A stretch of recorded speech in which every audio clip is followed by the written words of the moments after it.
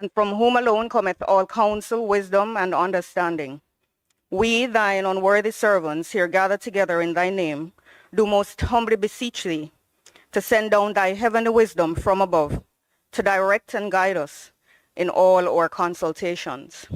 And grant that, we having thy fear always before our eyes, and laying aside all private interests, prejudices, and partial affections, the result of all our counsels may be to the glory of thy blessed name, the maintenance of true religion and justice, the safety, honor, and happiness of the king, the public weal, peace and tranquility of the island, and the uniting and knitting together of the hearts of all persons and estates within the same, in true Christian love and charity, one towards another, through Jesus Christ our Lord. Amen.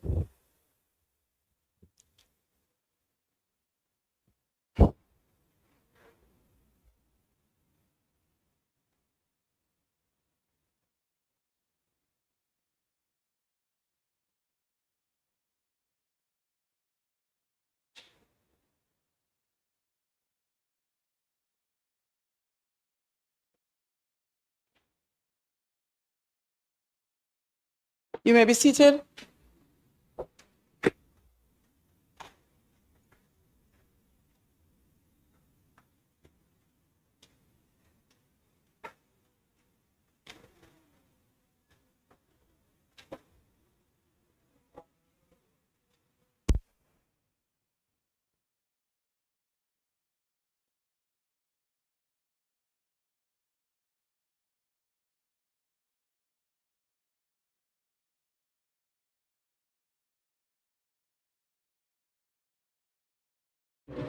This honorable house now resumes its sitting. It remains a great honor and privilege to welcome you all to the sitting of the Honorable House of Representatives for today, Tuesday, March 25, 2025. This is particularly for the conclusion of the 2025-2026 budget debate by the Honorable Minister of Finance and the Public Service. I would like to extend a special welcome to those who are special guests here in the gallery, most notably students from Mary C. Cole Hall at the University of the West Indies and members from the representing from the Ministry of Finance, and to all of those joining us online via the various social media platforms, PBCJ live stream, welcome to the Parliament. Call of the roll. Mr. Clark. Here. Mr. Bartlett. Dr. Holness. Dr. Chang. Mrs. Williams. Ms. Grange. Mr. Mackenzie. Mr. Chuck. Mr. Vaz. Dr. Tufton. Mrs. Malahoo Fort. Mr. Green. Mr. Charles Jr., Mr. Matthew Samuda, Mr. Morgan, Mrs. Cuthbert Flynn, Mr. Main, Mr. Davis, Mr. Terry Long, Mr. Hutchinson, Mr. Witter, Dr. Dunn, Mr. Brown, Dr. Brown-Burke, Dr. Charles, Mr. Chin, Mr. Cousins, Miss Crawford, Miss Daly, Mrs. Dalrymple Filbert, Miss Davis, Mr. Golding, Mr. Graham, Dr. Guy, Miss Hamilton, Miss Hannah, Mr. Enriquez, Mr. Henry, Mr. Hilton, Mr. Jackson, Mr. Lawrence, Miss Lee, Mr. Miller, Mr. Montague, Miss Morrison, Mrs. Nita Garvey, Mr. Paulwell, Mr. Phillips, Dr. Phillips, Mr. Robertson, Mr. Robinson, Mr. Carl Samuda, Mr. Shaw, Mr. Siblis, Mr. Slowly, Mr. Smith, Mrs. Vaz, Mr. Warmington, Dr. Wheatley, Mr. Williams, Mr. Wilson, and Mr. Wright. Thank you, Madam Speaker. House Leader. Madam Speaker, I'd like to join you in welcoming members to this very important sitting of the House today, when the primary activity will be the closing of the appropriations bill debate by the Minister of Finance and the Public Service. Madam Speaker, I wish also to join you in welcoming the members of the public that have joined us in the gallery, particularly those from the good constituency of Eastern St. Andrew, a constituency that I have more than a familiar relationship with. And of course, members from the University of the West Indies, particularly the Mary Seacole Hall, who are here with us today, members of the media, and other support teams that are here. Madam Speaker, the agenda today, as I indicated, will primarily consist of some tidying up matters which the Minister of Finance has to do in regards to one or two items which she will do immediately ahead of her presentation, and then the closing. And again, we expect in the standard that she has set in her record-breaking performance last week, that she will continue in that vein today. May it please you, Madam Speaker.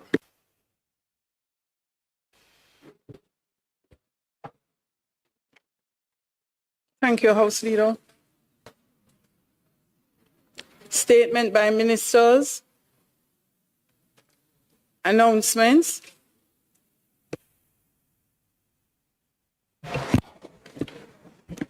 Laid on the table of the House are the following. Annual report of the National Health Fund for the financial year 2021-2022 and its ministry paper number 10 of 2025 entitled Annual Report of the National Health Fund for the financial year 2021-2022. Annual report of the National Health Fund for the financial year 2022-2023 and its ministry paper number 11 of 2025 entitled Annual Report of the National Health Fund for the financial year 2022-2023. The General Consumption Tax Amendment of Schedules Order 2025 under the General Consumption Tax Act and under the Auditor General's Department Certified Appropriations Account, first head 42,035 at the Department of Government Chemists for the year 2020-2021, and under head 42,035, the Department of the Government Chemists again for the year 2021-2022, and head 72,000 at the Ministry of Local Government and Rural Development for the year 2022-2023. Thank you. Bills brought from the Senate, petitions, papers, reports from committees, notices of motions given orally. Minister of Finance. Madam Speaker,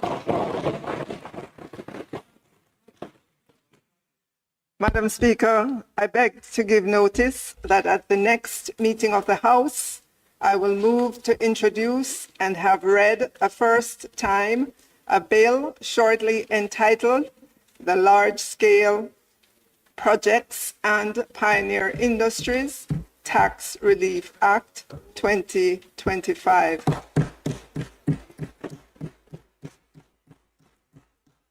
Madam Speaker, I beg to give notice that at the next meeting of the House, I will move the following motion.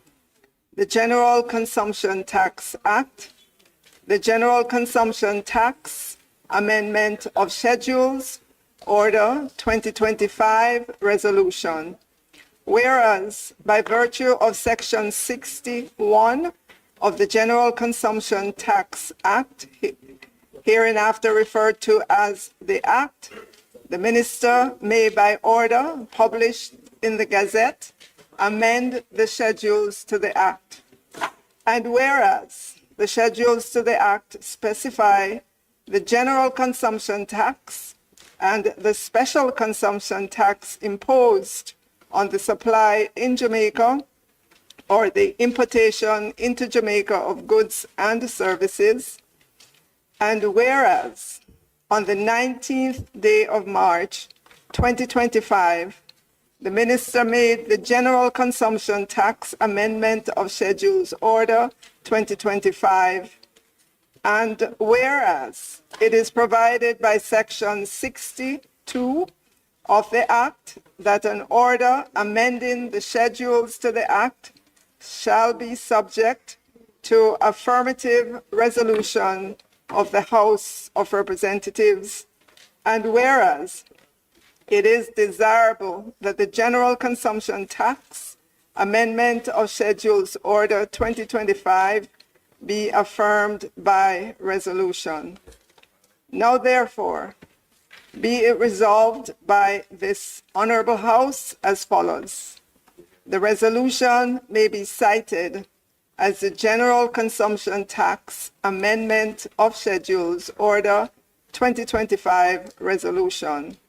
The General Consumption Tax Amendment of Schedules Order 2025 is hereby affirmed. Madam Speaker, I further beg to give notice that at a later stage today, I will move for the suspension of the standing orders to enable me to take this motion. Thank you, Minister. Questions and answers to questions. Motions that may be made at the commencement of public business requiring notice. Motions relating to the sitting of the House. Motions for leave to introduce bills. Presentation of bills without leave of the House. First obtained. Minister.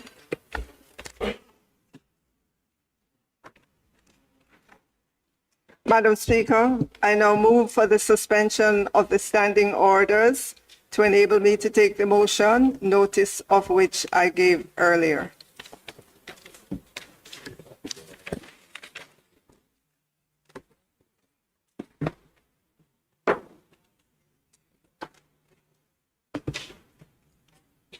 Members, the question is that the standing orders be suspended to allow the Minister to take first reading of the bill. Those in favor? Those against? The ayes have it. That is as it relates to large-scale projects and Pioneer Industries Tax Relief Act 2025.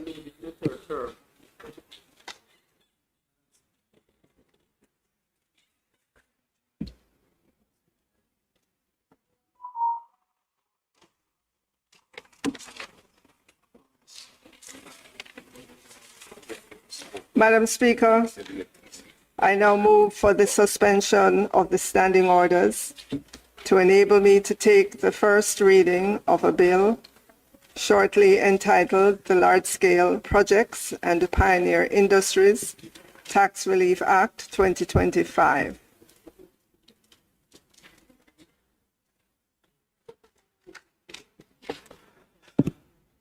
A bill shortly entitled the Large-Scale Projects and Pioneer Industries Tax Relief Act 2025, read a first time. Minister.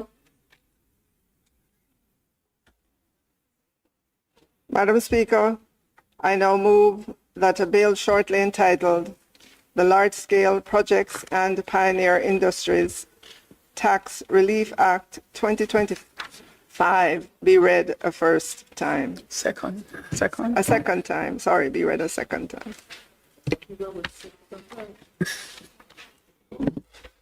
So, Minister.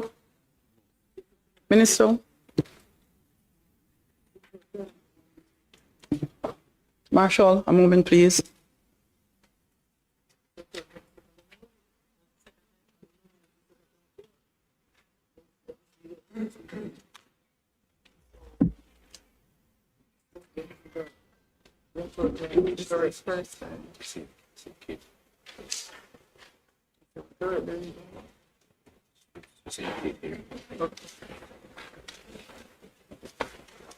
Madam Speaker, I beg to give notice of second reading of the bill.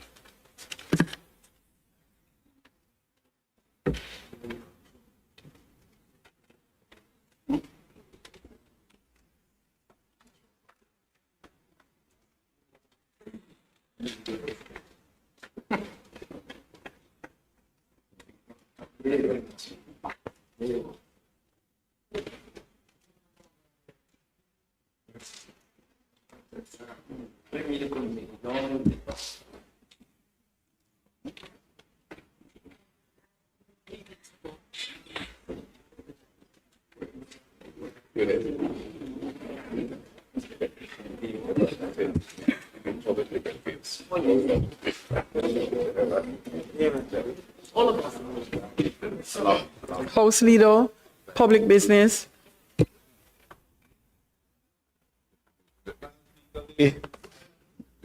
The minister will take the affirmative action resolution, which she indicated earlier, and then proceed thereafter to conclude the debate on the Appropriations Act. May it please you, Madam Speaker.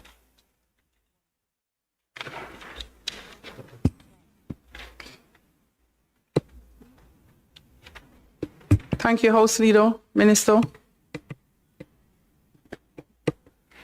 Madam Speaker, I now move for the suspension of the standing orders to enable me to take the motion, notice of which I gave earlier. So, Minister, if that's okay, I will take the general consumption tax. The question is that the standing orders be suspended to enable the minister to take the motion, notice of which she gave earlier. Those in favor? Those against? The ayes have it. Madam Speaker, the matter before us is the general consumption tax, amendment of Schedules Order 2025, and its resolution, which supports revenue measures for financial year 2024-2025, included in Ministry Paper number 11/24. The measures being proposed are aimed at bolstering the private security industry amidst the increase in targeted attacks on entities providing armored cash courier services, in addition to ensuring compliance with Jamaica's international trade obligations. Madam Speaker, I will give an overview of the measures. The first measure revises the tax structure for the importation of armored cash courier vehicles. Madam Speaker, the numerous gun attacks, ambush, and robbery attempts on the armored cash courier industry has negatively impacted the private security industry. These attacks have impacted the companies providing cash courier services by significantly increasing their operational risk and exposing frontline officers to harm. The attacks have also had a negative effect on the routine servicing of automated banking machines, hampering the delivery of cash to the general public. Madam Speaker, in an effort to facilitate investment in assets that are purpose-built for the transportation of cash and other values, the government has taken the decision to remove the GCT and SCT from armored vehicles and the added cost of armoring a vehicle. The details of the measures are as follows. The second schedule of the GCT Act is being amended to enable armored vehicles to be subject to special consumption tax SCT at a rate of 0%. This will apply to armored vehicles with a cost, insurance, and freight CIF value in excess of US $33,000 to be utilized in providing an armored cash courier service, and the added cost of armoring a vehicle, that is, to render the vehicle fit for use as an armored vehicle for the specific use as an approved cash courier. This Honorable House, Madam Speaker, is asked to note that Part 1 of the third schedule is being amended to exempt from GCT payment armored vehicles with a cost, insurance, and freight CIF value in excess of $33,000 to be utilized in providing armored cash courier services. Secondly, the amendment will also exempt the added cost of armoring a vehicle to render it fit for use as an armored vehicle imported for the specific use of providing armored cash courier services. Madam Speaker, the measure is intended to be temporary, and as such, the effective period for the relief is between April 1, 2024 to March 31, 2026. It is therefore being encouraged that entities engaged in the cash courier service utilize this period of GCT and SCT relief to upgrade their fleet and invest in purpose-built vehicles. Madam Speaker, I will now move to the second measure addressed by this order, which is the standardizing of Jamaica's general consumption tax, GCT treatment on raw foodstuff.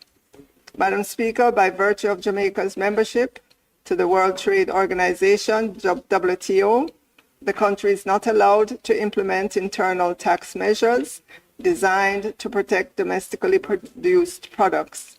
The utilization of GCT, which is an internal tax currently charged on imported raw foodstuff, but not on locally produced raw foodstuff, could be interpreted as a measure that gives protection to domestically produced raw foodstuff. Madam Speaker, this is considered an uncompetitive practice from the perspective of international trade, and Jamaica risks, at the very least, jeopardizing the relationships with its trading partners. In light of this, Madam Speaker, we are amending the third schedule of the GCT Act to equalize the tax treatment for both domestically produced and imported raw foodstuff. Therefore, both domestically produced and imported raw foodstuff will now be exempt from the payment of GCT. Madam Speaker, this amendment applies generally to the following items: fresh fruit and vegetables, ground provisions, legumes, onions and garlic, meat, chicken, fish, crustacean or mollusks, and corn. Madam Speaker, it should be noted that items previously not considered raw food and subject to GCT will continue to remain subject to the tax.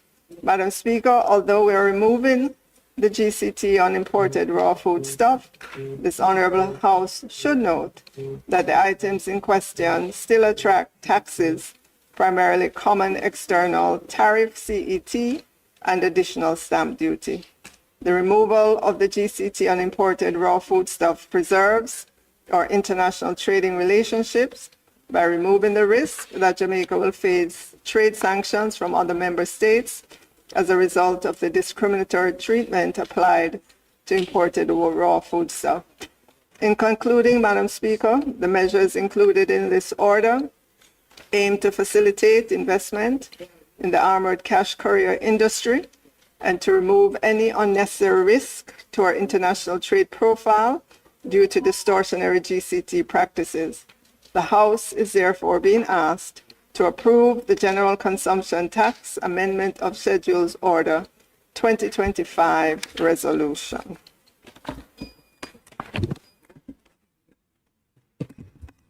So, House Leader, response is that so. Member from St. Andrew Southeastern will respond. Thank you very much, Madam Speaker. On the first measure, the opposition has no objection to it. We recognize the importance of cash in our society, and we're fully aware of the number of incidents where cash courier companies have been attacked, people have been killed, and the impact that that has had on the ability of banks to restock their ATM machines and ensure that there's adequate cash. So any measure which facilitates those companies having more armored trucks is certainly something that we would support, and we do. Madam Speaker, on the second measure, we do have concerns about the removal of GCT on imported raw food items. My first question to the Minister, can you indicate which countries, if any, raised an objection to this? And did these objections take place within the ambit of the World Trade Organization, which has a process to deal with objections of this nature? And if you could indicate where within the process that objection got to and whether there was a resolution. I raise this because the removal of GCT on imported items has the potential to negatively impact the local agricultural sector. Notwithstanding what anybody wants to say, we know that developed countries subsidize their agricultural industry to an extent that we don't, very heavily. And while I assume there was some pressure brought on the government to undertake this measure, we operate, trade operates within a rules-based environment. So I want to know who raised the objection, where within the WTO process we got to, what was Jamaica's defense, whether the advice taken to remove the GCT was something done in consultation with the AG's department and other stakeholders, because we don't have a level playing field in this world, and we don't want to undertake measures which will negatively impact our local industry. I know this was introduced by your predecessor. We raised the concerns then. There really wasn't any satisfactory answer provided as to why we were being forced to take this measure. But now that we're here, I would like some answers on that particular issue.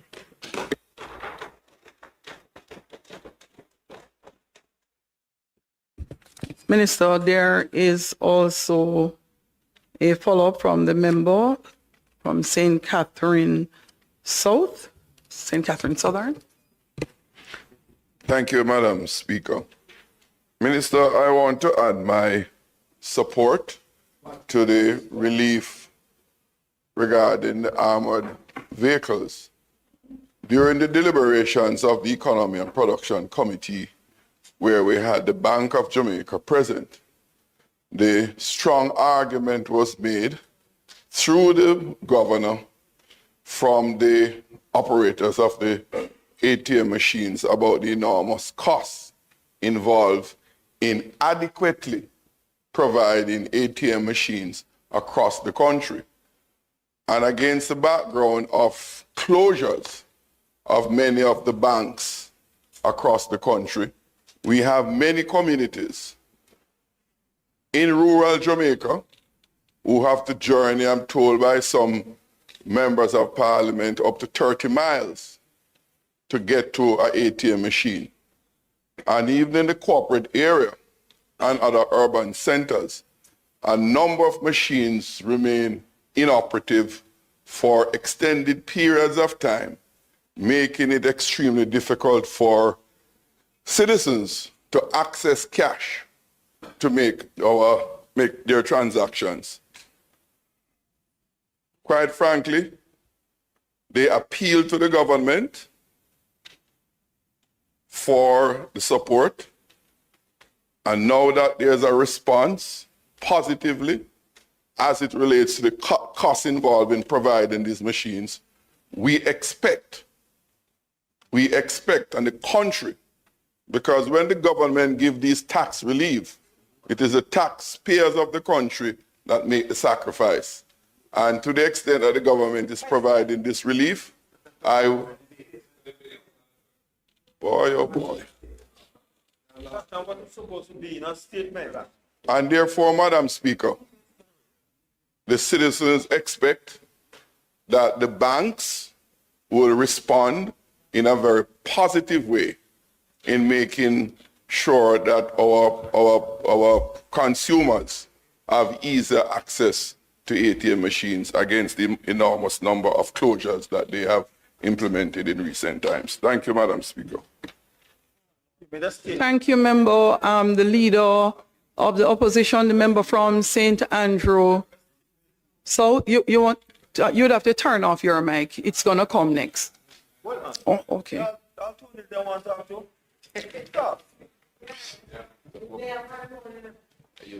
Member from St. Andrew Western.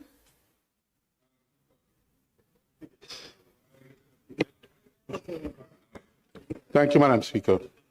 Madam Speaker, I'd like to, first of all, I support the measures on the Korea, and I want to adopt this sentiment attached by my colleague from St. Catherine South East. St. Catherine South. Madam Speaker, I want to address the situation as it regards the removal of GCT and agricultural item, including the listing contained in the resolution. Madam Speaker, I can hardly think of a worse time that we'd want to bring this resolution, because the rules in the WTO have been totally upended.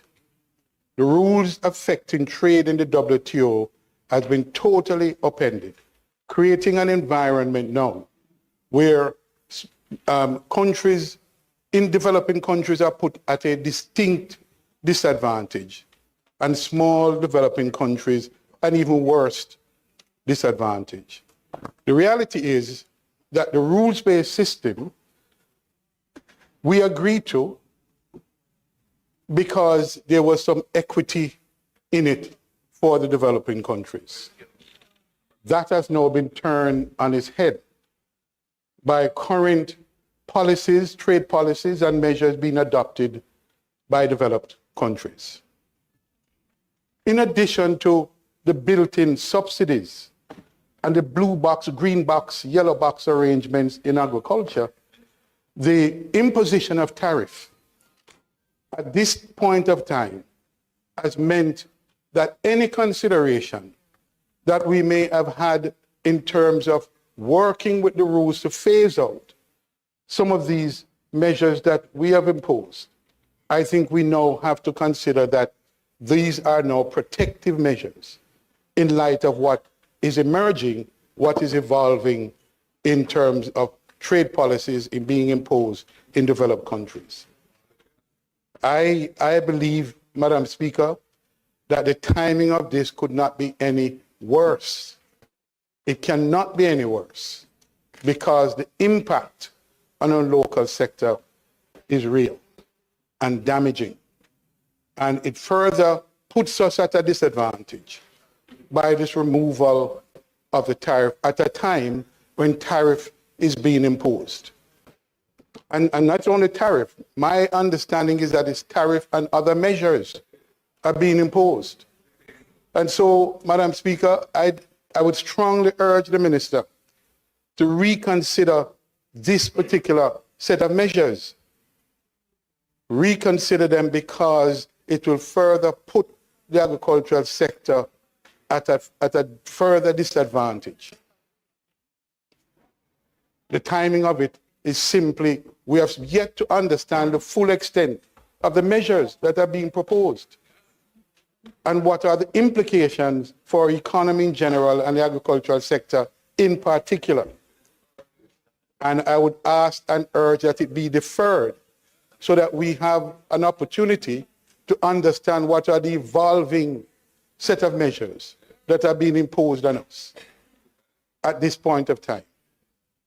I strongly urge that as someone who participated in the WTO arrangement, negotiated Jamaica's accession to the WTO, the imbalances that will be imposed on us by these new fangled measures that are being imposed, I think need to be appreciated, studied, understood, and the impact assessed.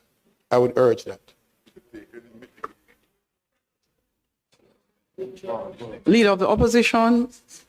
Thank you, Madam Speaker.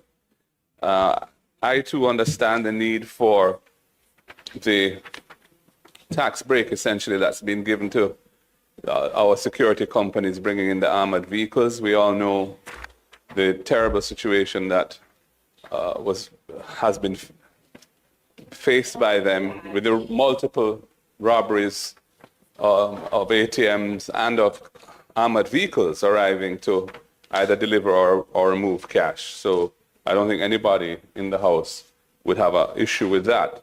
I also want to endorse a concern raised by my colleague, the member for Western St. Andrew, in relation to the timing of the implementation of this amendment to the GCT Act, third schedule. As has been said, we are now in an era where measures including tariffs, but also not limited to tariffs, all sorts of measures affecting trade are being touted, being pushed, being considered, and it's a very unsettled environment because we don't know where it's all going to end. In the meantime, we are removing a protective measure that was in place for the benefit of local producers of food and exposing them to the loss of that protection. Yes, there may be other import duties and charges that the importers of these items will have to pay. But as has been said, it is well established that for some of our trading partners, there are heavy subsidies that their producers enjoy from the states in which those countries, those producers are producing those food items. So it's not a level playing field in terms of the cost structures that the various competing players have to contend with. And the removal of this at this time seems to me to be premature.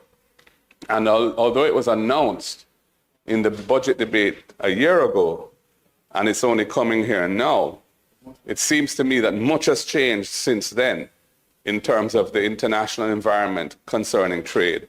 And I think we would be well advised to wait to see how the dust settles before we rush to implement this permanently in our law. And I also endorse and would like to,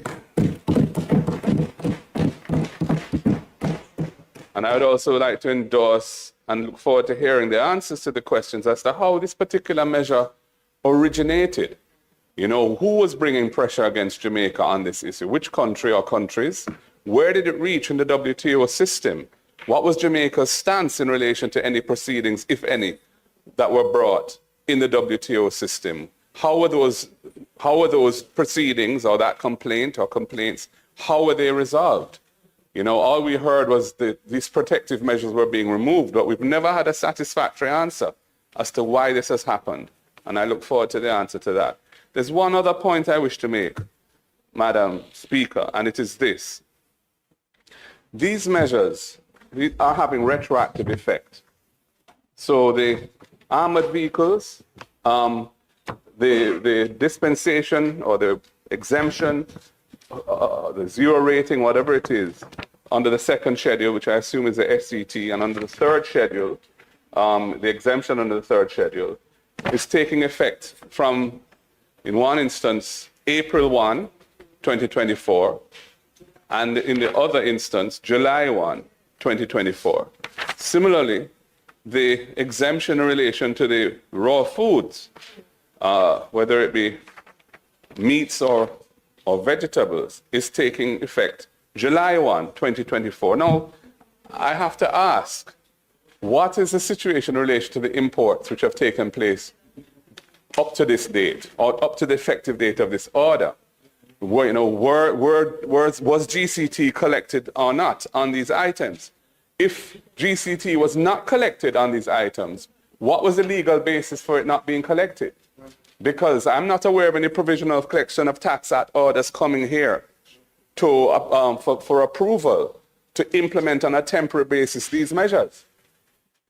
Normally, under the provisional collection of tax act, the minister can vary a tax or levy a tax, but it lasts for a finite period of time and then expires unless it comes here and is approved by the House.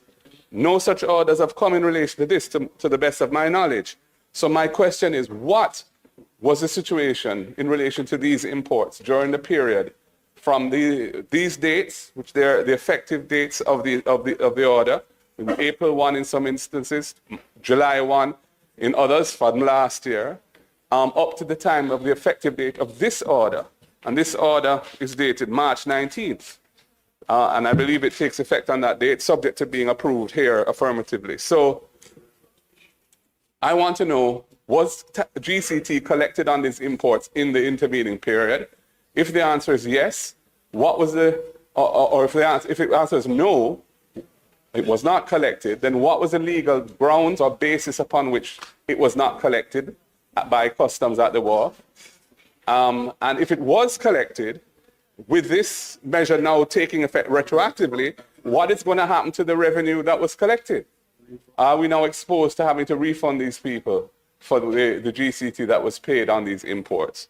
There's a lot to be answered in relation to this, Madam Speaker, and I look forward to hearing the responses, or perhaps we should suspend the debate of this measure to give some time to the Minister to look into these very important issues. I thank you, Madam Speaker.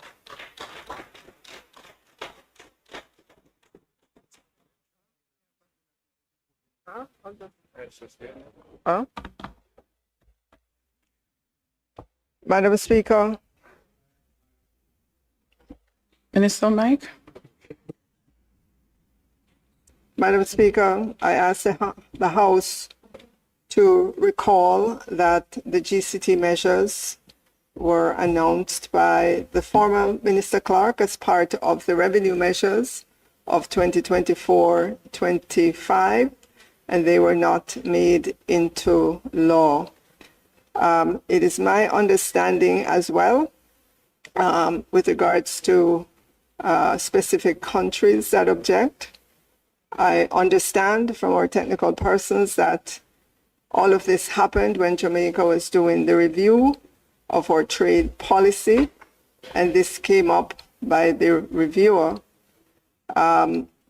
Jamaica's trade policy was being reviewed by the WTO, and it was noted it was not a specific country, but by way of the process of review.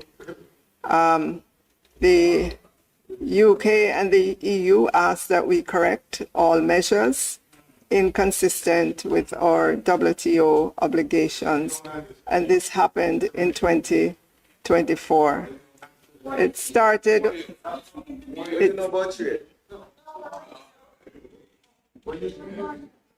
So it started, Madam Speaker, with the WTO reviewer in November of 2023, and UK and EU comments occurred in July, August of 2024.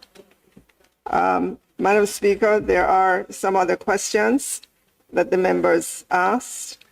In order to get those responses, Madam Speaker, I'm going to ask that the debate be suspended until further notice. Thank you, Madam Speaker. Thank you, Minister. I appreciate it. Minister? We're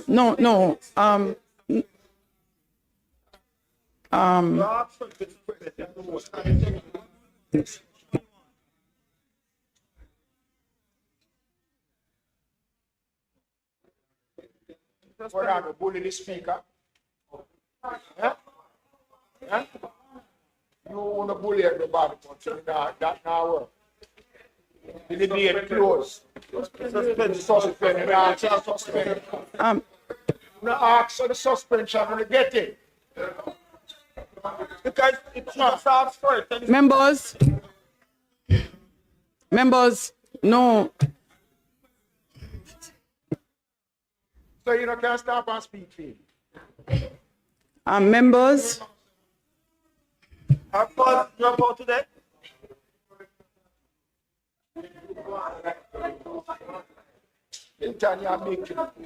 Members, the question is that the debate be suspended at this time. Those in favor?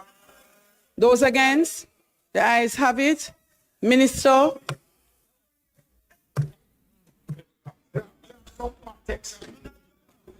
I tell you nothing. Madam Speaker, members, please. Madam Speaker, I now invite you to ask.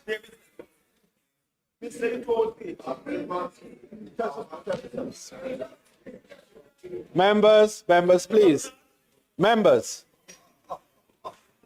Madam Speaker, I now invite you to ask the Minister of Finance and Planning and member for St. Andrew Eastern to close the debate on the Appropriations Act. May it please you, Madam Speaker. Thank you, House Leader. The Honorable Fayval Williams, MP, Minister of Finance and the Public Service, will now close the debate.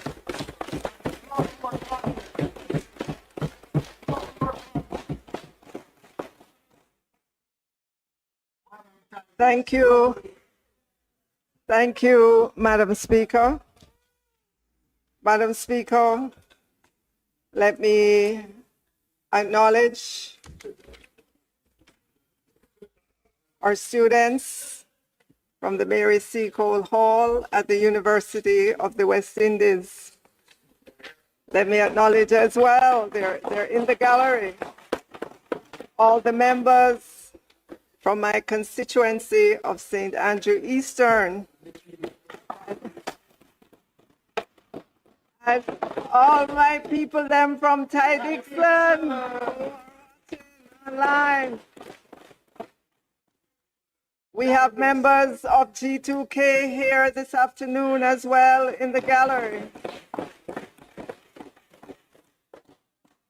Let me acknowledge Miss Natasha Marzov, IDB Country Representative, Jamaica, is in the gallery. My husband, who is traveling, but I know he's watching online. I want to acknowledge him as well. All my colleagues here in the House, my friends and family, my counselor from St. Andrew Eastern, members of the media, thank you, as always, for carrying the good news about this government. Madam Speaker,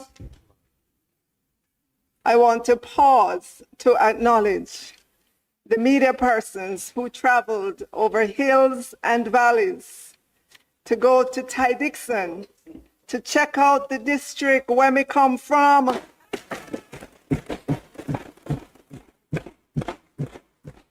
And to write a nice article about Ty Dixon and me.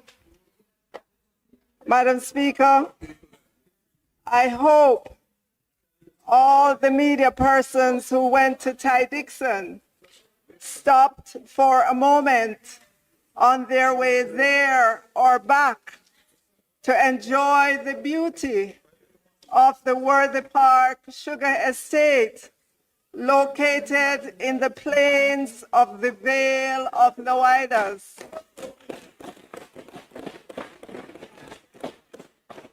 With its unending acres of sugarcane as far into the horizon as you can look.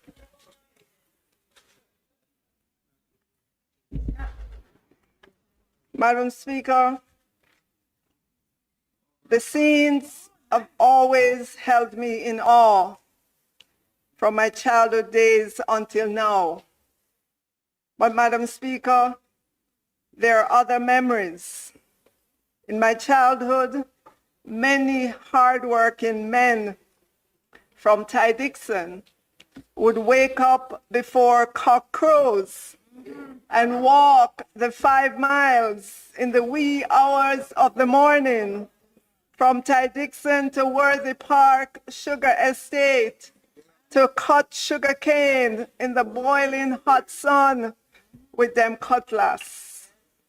Many women did the same journey as well, but to pick oranges. At that time, there were thriving orange groves. So thank you to the media for your visit to Ty Dixon. The people them when we grow up with said them love the attention.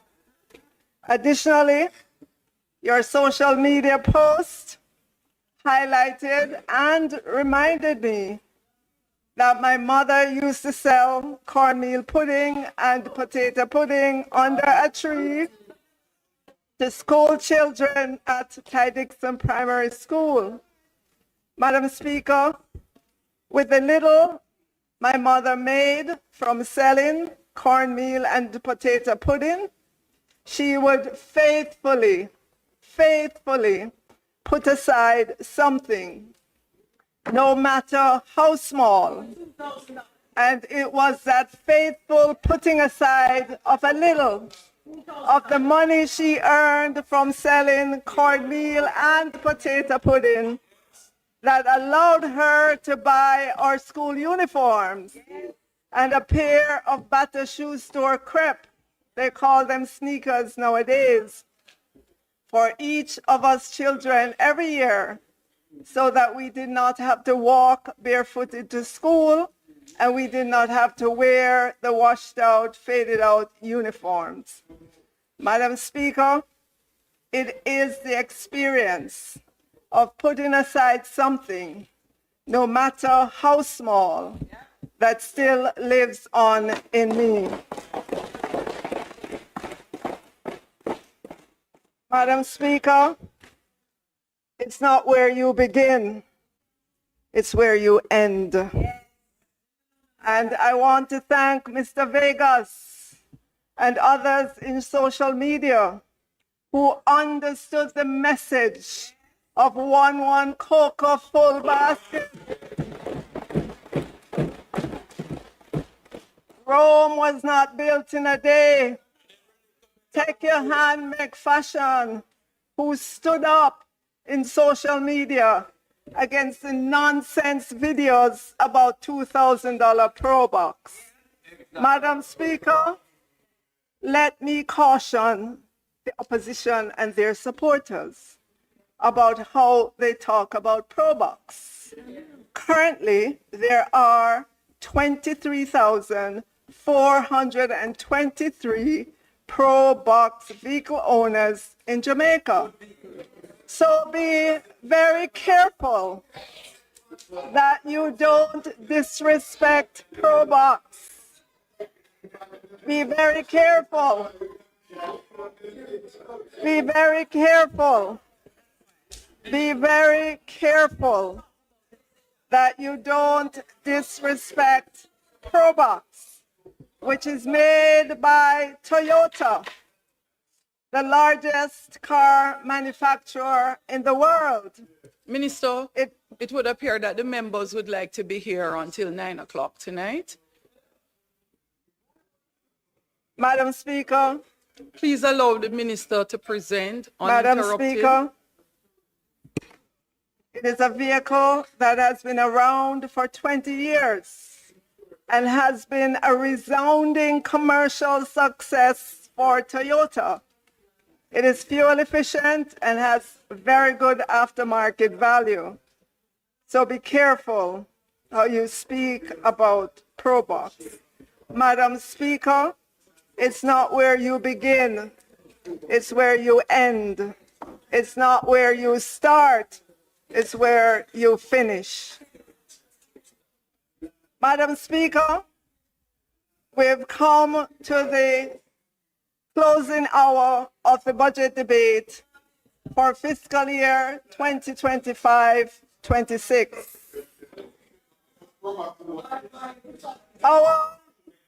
Madam Speaker, our Prime Minister, the teacher, the professor, the builder, has given us a history lesson that should be required reading for all of us, so that we do not repeat the failed policies of the opposition, not the experiment with democratic socialism where everything is owned by government, not the hyperinflation years of 1973 to 1991 with inflation ballooning to 80%, not FinSoc that cost us US $3.4 billion, not the freeing up of the foreign exchange market without adequate foreign currency reserves.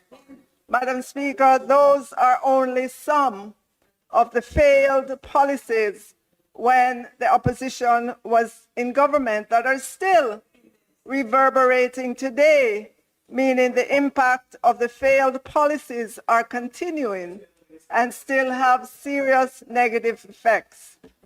Madam Speaker, we're not making excuses. These failures are hard for our economy to overcome. They are the equivalent of putting 100-pound weights on our athletes and saying to them, run and win gold medals in champs and the Olympics. Impossible, Madam Speaker. So, Madam Speaker, when we remind people about history and the failed policies of the opposition when they were in government, it is to help them to understand that we have not totally freed our economy of the drag on GDP growth that those failed policies still have up to today. Madam Speaker, if we did not have FinSAC deal to deal with, think of how much better off we would be as a country. Think of all the resources we would have at our disposal to invest in economic growth. Madam Speaker, the Prime Minister has made the National Housing Trust a big part of his growth agenda that will continue to bring decent housing to all who are in need. Madam Speaker, my one word for the Prime Minister's presentation is brilliant.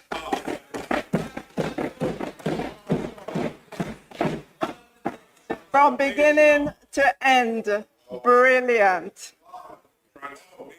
Madam Speaker, the spokesman on finance put forward promises.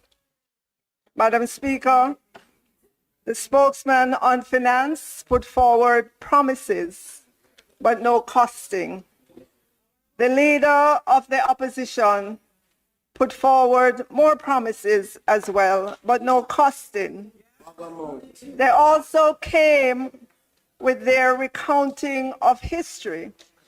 Sadly, Madam Speaker, it did not include FinSAC and the long-lasting drag that the homegrown financial sector collapse has had on the Jamaican economy, even to this day.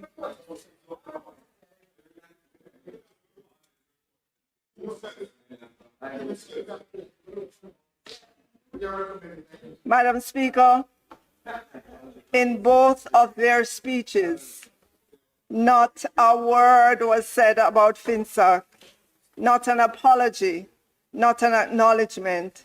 It was as if FinSAC never happened.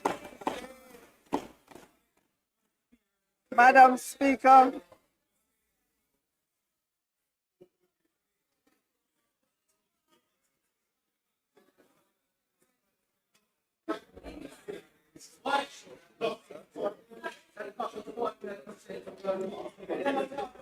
Madam Speaker,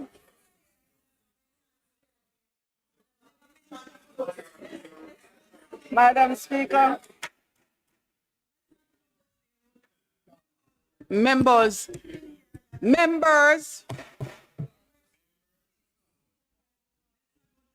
Madam Speaker, the leader of the opposition spent a lot of time talking about the NHT. The first proclamation he made is that he will stop the annual extraction of the 11.4 billion from NHT to fund the budget. He said he would set aside 1% of food import tax, which would be 2.5 billion per annum. He promised employers an increase in the employer tax credit to 40% from 30%. He went to town, Madam Speaker, decrying securitization. Right? The government is taking future revenues today, All told, between opposition leader and spokesman. They made promises upon promises upon promises. But did they give the Jamaican people any idea of how much those promises would cost? And whether or not that they would have to cut back on something to do what they're promising? No. They said they are united with fresh ideas and solid plans, ready. But let's see if indeed that would be the case. Madam Speaker, allow me, Madam Speaker, to demonstrate to the people of Jamaica that the promises from the opposition would create FinSAC 2.0.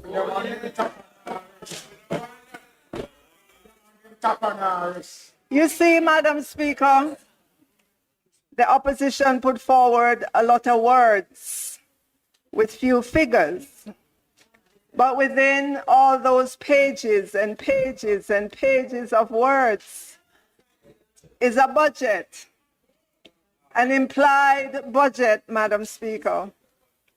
And it is that implied budget that I would like all Jamaicans to understand, because it has serious negative ramifications for our future. So, Madam Speaker, let's begin. I will lay out, side by side, the central government's budget for fiscal year 2025-26 and the opposition's implied budget for that fiscal year as well. These are the headings, starting with chart number 1. Yes. Fictitious.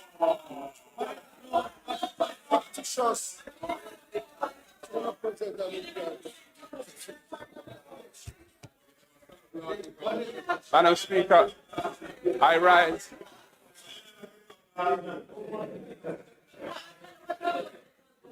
Yeah. Madam Speaker, I rise on a point of order because the minister is misleading the House. We did not present an implied budget for the coming fiscal year.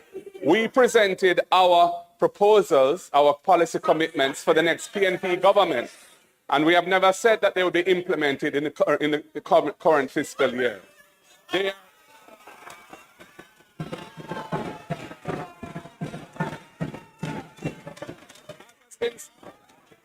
as has been said, the budget,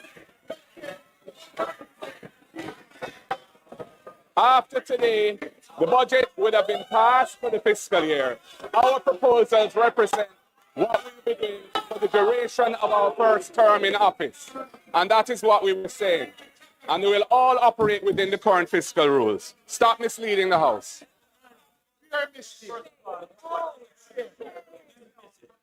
Dismissing. That is no point about it. Turn on our mic.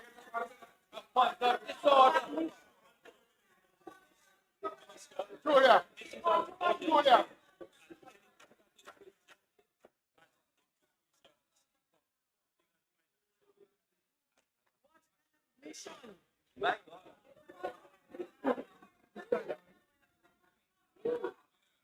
Minister, you may sit for a little until the House is ready.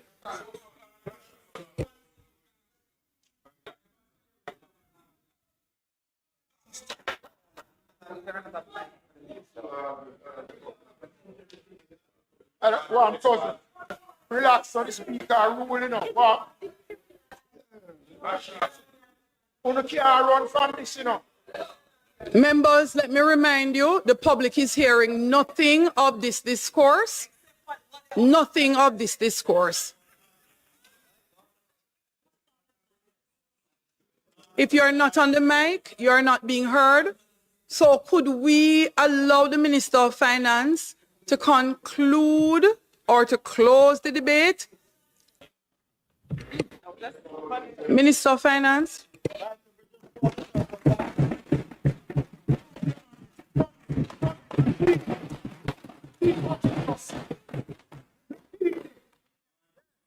Madam Speaker, Madam Speaker, this is a budget debate.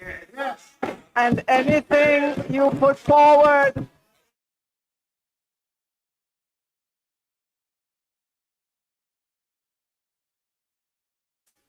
I was interrupted. Let me start again. Madam Speaker, allow me to demonstrate to the people of Jamaica that the promises from the opposition will create FinSAC 2.0.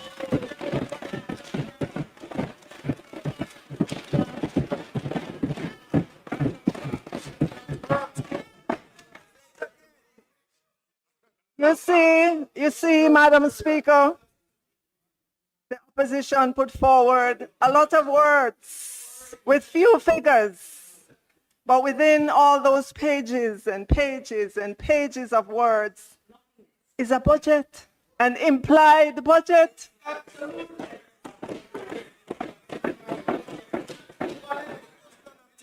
Madam Speaker, Madam Speaker, Madam Speaker, they did not put forward, Madam Speaker, they did not put forward an explicit budget, but they put forward ideas, and those ideas can be costed, and they should have been costed and made into a budget.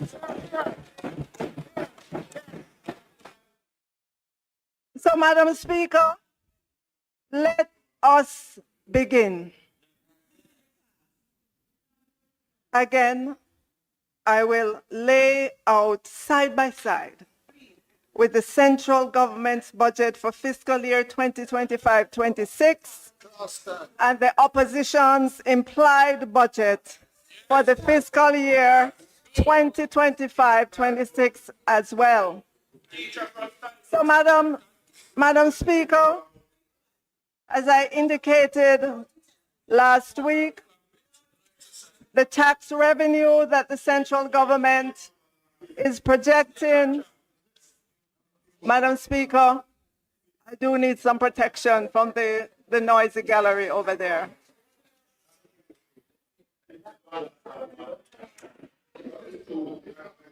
Madam Speaker, as I indicated last week, the tax revenue that the central government is projecting for fiscal year 25-26 is 949 billion 494 million. This is represented on the screen, chart number 2. The opposition did not have any objection to that figure. They didn't put forward any opinion as to whether or not that revenue figure is too high or too low. So I'm taking that as an implied acceptance. And so I will give them on their side of the ledger 949 billion 494 in their column as well. Our tax revenues represent a 5.9% increase over what we collected for fiscal year 2024-25. That is coming to a close. That's a little bit above inflation. No wild assumptions. Plus, Madam Speaker, we already subtracted all the give-ups in that figure. It's not to come. We took it out of the revenue projections already. And that cost was $9.2 billion. That's the cost of the good news that we presented. Yes. So, Madam Speaker, I'm going to add that back to the opposition's column because, to be fair, those were our give-ups, not theirs, right? So we're going to put it back there. Right, right. Those are right. So we put it back. We put it back on their side of the ledger. right? Yes. So in the next chart, we move on to the next line item in the budget, non-tax revenues. These non-tax revenues, Madam Speaker, they include the 11.4 billion from NHT. They include asset sales, any share sales, for example, Trans-Jamaica. This is also where we put distributions from public bodies. And this would be where we have securitizations. No, Madam Speaker, do you remember how the opposition leader declared that he would stop extracting the 11.4 from NHT and that securitization is us taking revenues from the future to spend in the present and something about, and you know, yes. Well, Madam Speaker, we cannot put any revenues from that in their column. Right, nothing. We would offend them if we did. So nothing there, Madam Speaker. So we move on to the next item, the bauxite levy. Madam Speaker, we are projecting to receive $812 million in bauxite levy. And we will put that same amount, bauxite levy, on their side of the ledger as well. I know the opposition loves bauxite levy. They may even want to increase this number in their explicit, not their implied, their explicit budget, because it was Michael Manley-led government who, after all, took on the transnational bauxite companies and imposed the 1974 bauxite levy. So they have a history with levies. As the history was written, Madam Speaker, in May 1974, Prime Minister Manley announced that Jamaica would repeal previous agreements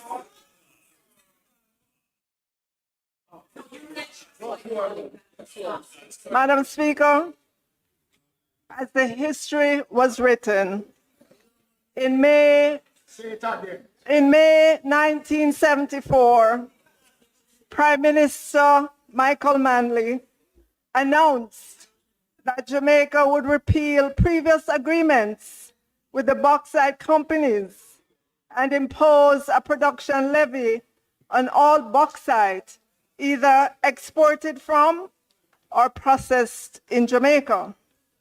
Madam Speaker, anyone can read the history books about how that turned out. Revere Bauxite Company closed its shutters little more than a year later on August 19, 1975. Reynolds folded and left Jamaica in 1984. Alcoa also temporarily closed its gates in Clarendon on February 6, 1985. Yes, Madam Speaker. Yes, Madam Speaker. Jamaica did get increased earnings from the bauxite levy, which went from US $19.2 million in 1973 to a whopping US $180 million in 1974. But Madam Speaker, the levy also moved the cost of Jamaican bauxite from being the cheapest to the most expensive worldwide. In an article entitled "The Bauxite Levy 40 Years On, Who Let the Puss Out of the Bag?" the author quoted Dr. Davis and economist Dennis Morrison as saying that Jamaica has little to show from the bauxite levy and that the country suffered through ill-fated projects and misspending of the bauxite levy funds, which were lodged to the Capital Development Fund. The upshot of all of this, Madam Speaker, is that bauxite companies began increasing their investments, not in Jamaica, in other bauxite producing countries, and Jamaica consequently lost its position near the top of the ratings as a world leading producer. Another failed policy of the opposition, and as the bauxite left Jamaica, so did high-paying jobs. The opposition spokesman has some nerve, Madam Speaker, talking about low-paying jobs now. It's your government failed policy that sent the high-paying jobs in the bauxite industry packing. But, Madam Speaker, I digressed. Let me get back to the implied budget of the opposition. So the next line item is capital revenue. We are phasing out this line, so there's no money there because it's incorporated elsewhere in the budget. So we move on to the next line, which is grants. We're projecting to receive $5.9 billion, call it $6 billion in grants.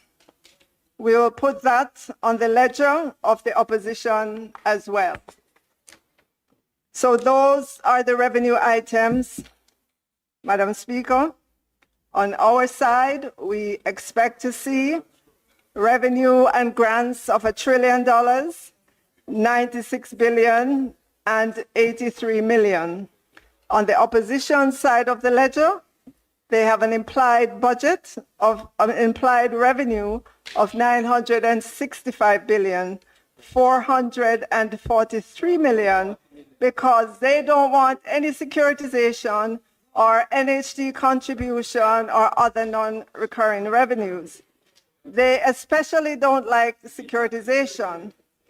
And they figure, Madam Speaker, if they speak badly against securitization over and over and over and over again, Jamaicans will begin to think it's a bad thing because, after all, the leader of the opposition was a partner in a very big financial sector company, and so he must know a thing or two about securitization. And if he says he doesn't like securitization, then, Jamaicans probably would conclude that something is wrong with securitization. But I want to say to Jamaicans, there is nothing wrong with securitization. The global securitized market is massive, nearly US 13 trillion. Research shows that 73% of residential mortgage debt is funded by securitization. 16% of auto loans are funded by securitization. 27% of commercial real estate debt is funded by securitization. 7% of credit card debt is funded by securitization. 8% of student loans are funded by securitization. 40% of multifamily debt is funded by securitization. 1 trillion of corporate borrowing is funded by securitization. The securitization market, while having roots in the late 18th century, with debt securitization, was modernized with the structured financing of mortgage pools in the 1970s and has grown significantly since then. So, Madam Speaker, I believe the opposition leader can stop now trying to drum all the negatives into the heads of Jamaicans about securitization. House Leader, the member's time for speaking has expired. Madam Speaker, the member's time for speaking having been expired, I beg to move that the minister be granted sufficient time to allow for the completion of her presentation. May it please you, Madam Speaker. Thanks, House Leader. The question is that the minister be allowed sufficient time to complete. Those in favor? Those against? The ayes have it, Minister. Thank you, Madam Speaker. Madam Speaker, we now move to the costing of the give-ups, the promises the opposition announced.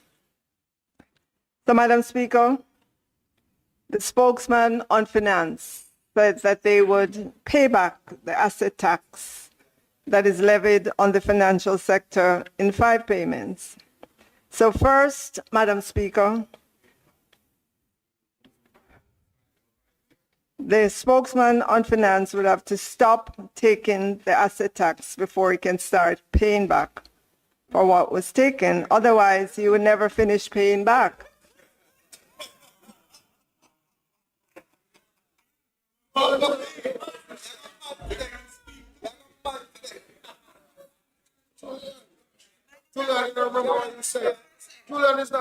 Members.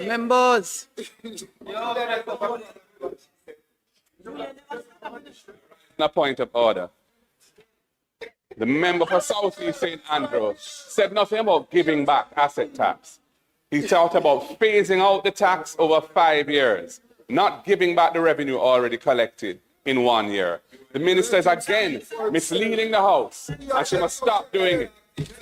On securitization, I never said that securitization is in itself wrong. I said the use of the proceeds to fund the recurrent budget, using future revenue to meet today's expenses is what is wrong.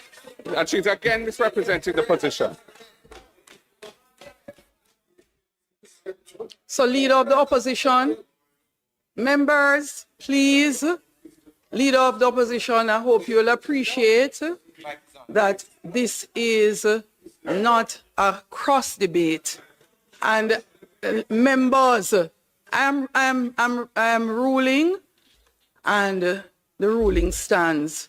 So, Opposition Leader, you have been allowed the leeway to rise on a point of order twice to offer some clarification to what was said. Members.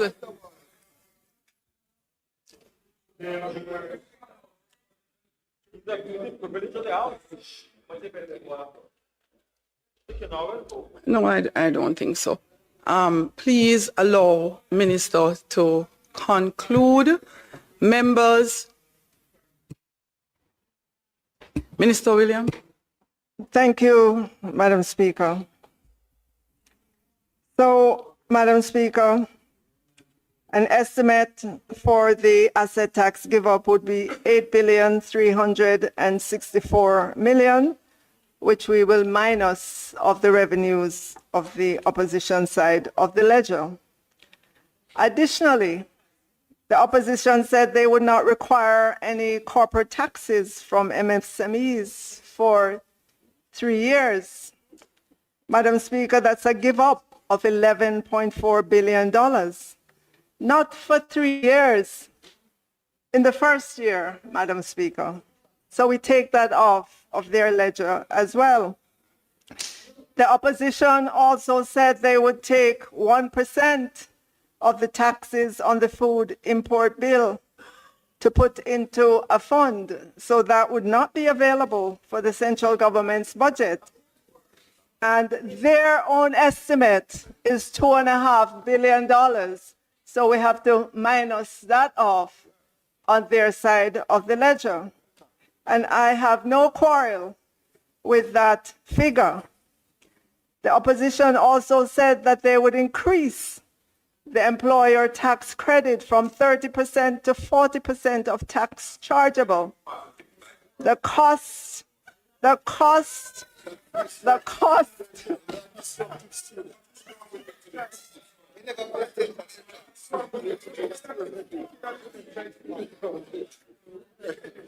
So the cost of that, Madam Speaker, would be a give up of $3.4 billion.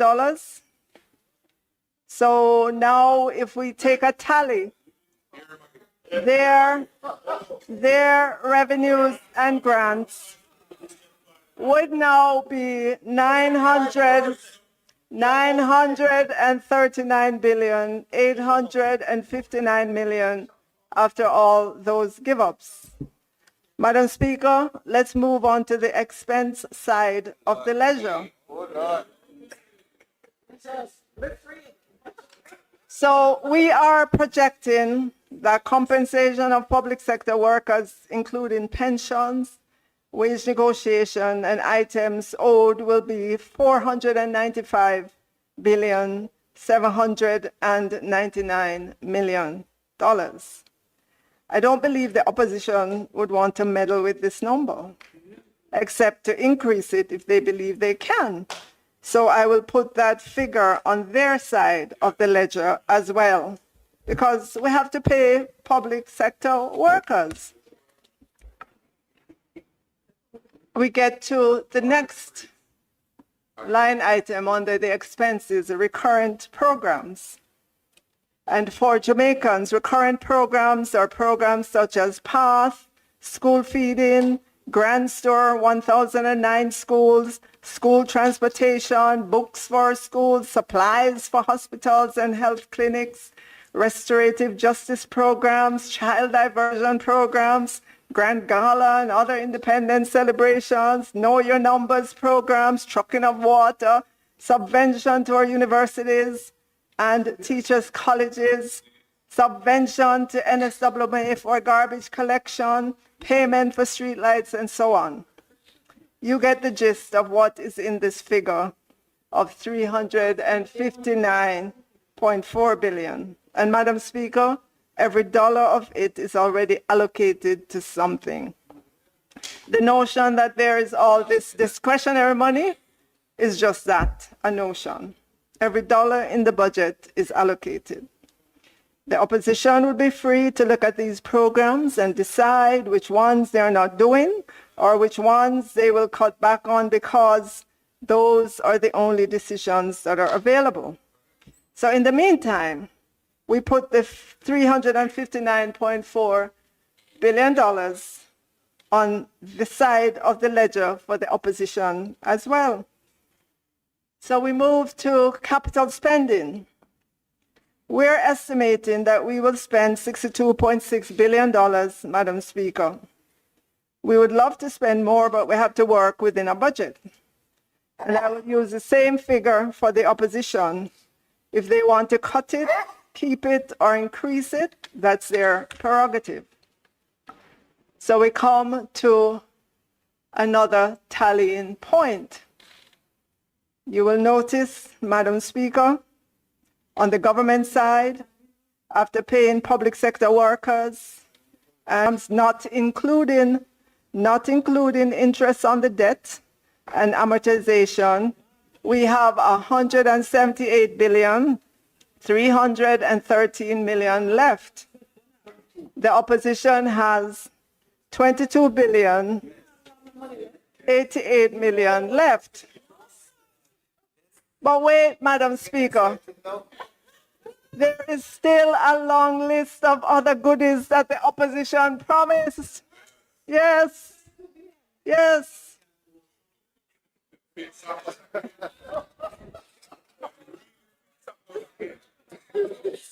The opposition promised to raise standards in early childhood and primary schools. There was no costing associated with this, but I would expect that they wouldn't spend any less than $1 billion. The opposition promised a daily lunch meal at primary and secondary for all children who need it. Madam Speaker, the government currently spends $9 billion for 200,000 children to get a breakfast snack and or a midday meal. So it sounds like the opposition would want to at least double this to 400,000 children, right? And so that would cost them an additional $9 billion. The opposition also promised a daily breakfast, but they said thereafter. And so I take that to mean in the next fiscal year, so I don't have anything projected there for that. Yes.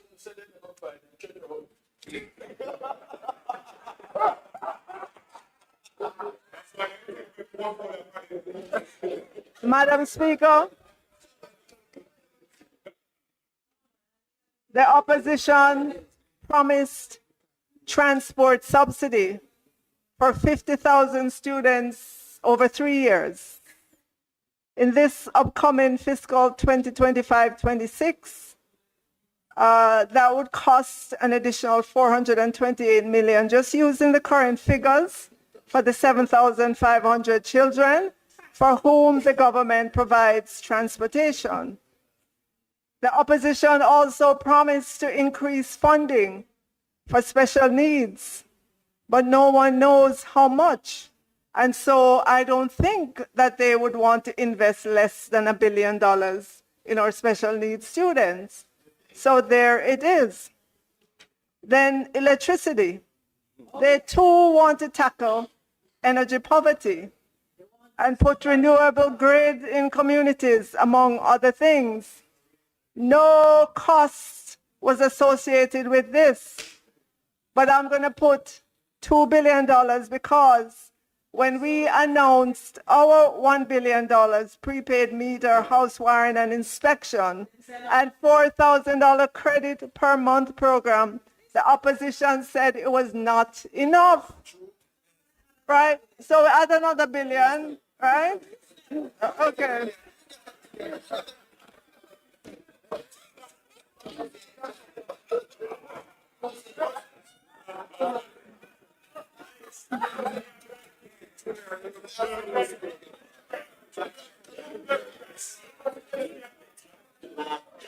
Madam Speaker, the opposition explicitly said that they would give $1 billion to the creative industry. So that is on the side of their ledger as well. Now this one, Madam Speaker, one full scholarship for a university degree per family. Madam Speaker, I had to get out my Excel spreadsheet to do this one. And so if you'll put the chart up for the one full scholarship per family. So, Madam Speaker, the number of households in Jamaica are, well, it's 967,000. And when you read the literature, household is used as a proxy for families. So you can assume, you can correctly use this as 967,000 families in Jamaica. The number of students graduating from high school yearly is 35,000 students. And when you compare 35,000 to 967,000, you can pretty much see that there's a student coming from, families all across Jamaica.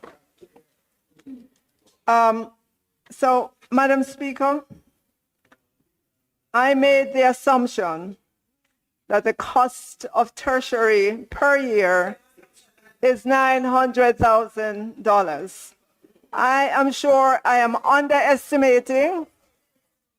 I am sure I am underestimating the cost of tertiary. But anyways, Madam Speaker, every student graduating from high school would want a full scholarship. All right. Yes. All right. And if you just take those figures, 900,000 times 35,000 students, because there's no student that's going to go to student loan to go get a loan. Not when they can get a full scholarship, or they can get a full scholarship per family. Well, we have 967,000 families in Jamaica. So you must can get 35,000 from them.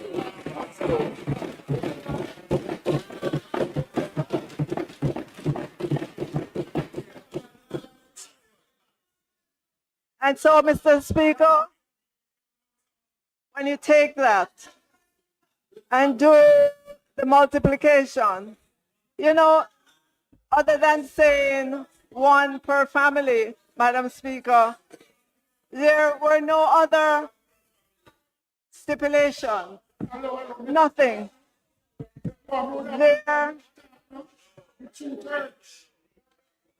There, it was a blanket statement. It just said one per family. That was it. When the Prime Minister at our party's conference in November last year, when he announced that he was going to give $20,000 to persons who were not, collecting any benefit from the government, he gave conditions. He said that they would have to be registered at the Ministry of Labor and Social Security, who would vet them and so on. So he gave conditions. There were no conditions other than one per family to this promise. So, Madam Speaker, I did this calculation more than once. I did it more than once to assure myself that it was correct.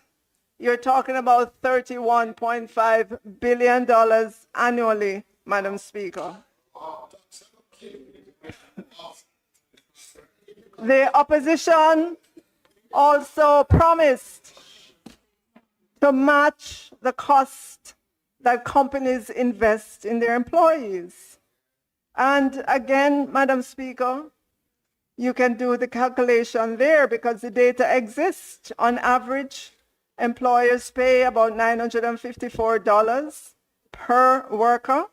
Average training hours, 57 for the year. We know what the employed labor force is.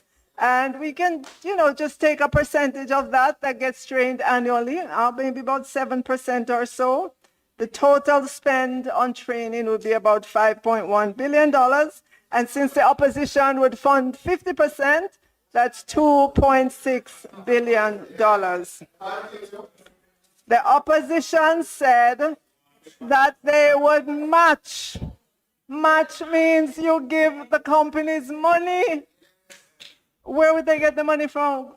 Isn't it the consolidated fund to invest in their employees? I don't know if they didn't know what match meant. But if I was an employer and the government says that they're going to match what I spend, I'd be expecting a check from the government. Okay. All right, so that's $2.6 billion, Madam Speaker. Madam Speaker, the opposition also said that they would remove all taxes on laptops and tablets for students and teachers. Madam Speaker, I'm not one to boast, but this government, this Prime Minister Andrew Holness-led government, has invested $8.2 billion in tablets, laptops,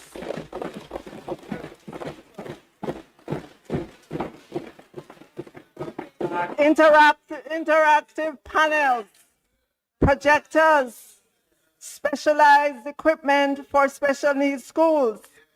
And Madam Speaker, at least $1 billion is committed annually towards funding our technology in education policy.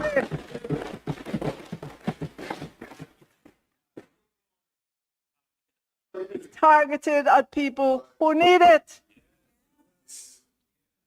The opposition leader said they will negotiate package deals to provide teachers with free internet service as a tool of their trade. Madam Speaker, this government provides laptops, tablets, and other devices for students, teachers, and classrooms. Since COVID 2020, this government has issued out free of cost to students, teachers, and installed in classrooms 198,323 laptops, tablets, interactive panels, projectors, specialized equipment since we have been in government. Madam Speaker, since 2020, we've been rolling out broadband internet service to schools at no cost to parents or teachers or students. As of today, about 680 schools have free Wi-Fi inside and outside of classrooms. And when we're done, every school will have Wi-Fi inside and outside. That's not a promise. That's a commitment. And we back it up with an annual allocation year in, year out. And oh yes, Madam Speaker, how could I forget? We have 379 community Wi-Fis or hotspots right across Jamaica. At the last count, the Social Development Commission, the SCC, the principal community organization agency working with communities, said there are 775 communities across Jamaica. So, Madam Speaker, if my math is right, that puts this Dr. Andrew Holness-led government at 49% of communities across Jamaica with community Wi-Fis. Never before in the history of Jamaica has this happened. So, Madam Speaker, the bottom line, the PNP's promises, and I didn't even take all of them into consideration, is $48.8 billion. $48.8 billion.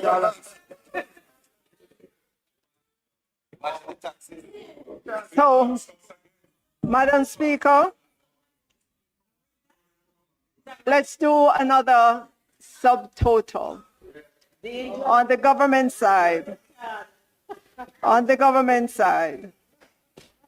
after all of that, we would be left with, no, go back to the next chart, the prior chart, please. 178 billion 533 mil, hold on, sorry, 300, right, okay, yep, 178 billion 313 million.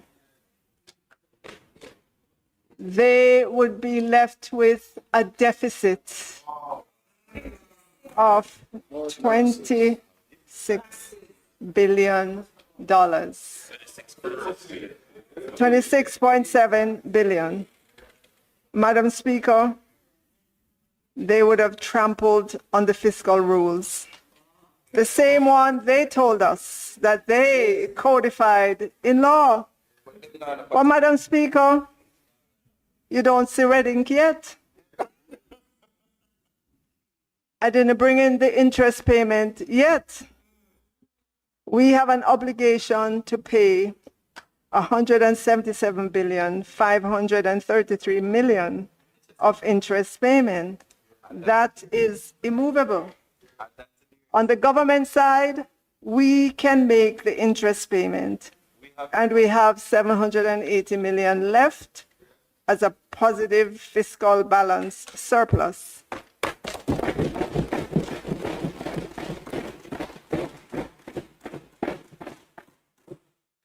A small one, as I said when I opened the debate, but a surplus. And it sure beats the many years of deficit spending, that the opposition had when they were in government. Importantly, Madam Speaker, with our budget, we can go to the financial markets and borrow to refinance the 162,746 million of debt that will come due during the upcoming fiscal year. We project that we will be able to borrow a little less than what is coming due. On the opposition side, Madam Speaker, their implied budget cannot meet the interest payment. They would run a huge budget deficit of some $204 billion. Madam Speaker, the opposition went partying with the rent money.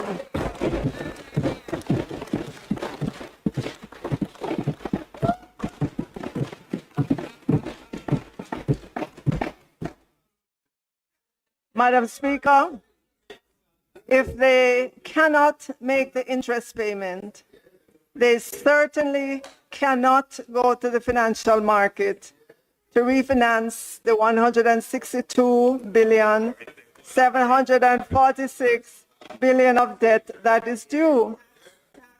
The fiscal deficit that the opposition would run with all the give-ups and goodies violate the fiscal rule. It would send a shockwave into the financial markets. Those with money would run to convert their Jamaican dollars to US dollars. The dollar would fly. Interest rates would go sky high. Bond prices would tumble. The balance sheets of the financial sector would be severely weakened instantaneously because they have large holdings in Government of Jamaica bonds, and much of the bonds would be marked to market, meaning the financial sector would have to write down the value of their bond holding. Within no time, Madam Speaker, the Bank of Jamaica would have to hike interest rates to try to slow down capital flight. Madam Speaker, I am not exaggerating. It would be FINSA 2.0. Madam Speaker, with the budget that we've put forward, we can go to market, to the financial market, and borrow to pay off the same amount of debt. It's called rollover. We can do that because investors trust our budget. The Independent Fiscal Commission said our budget is credible and our budget is sustainable. We have indicated strongly by our numbers that we put to the public, to Jamaicans, that we will not run with it in an election year. And we put forward a budget that, when subject to interrogation, is not a run-with-it budget by any stretch of the imagination. Madam Speaker,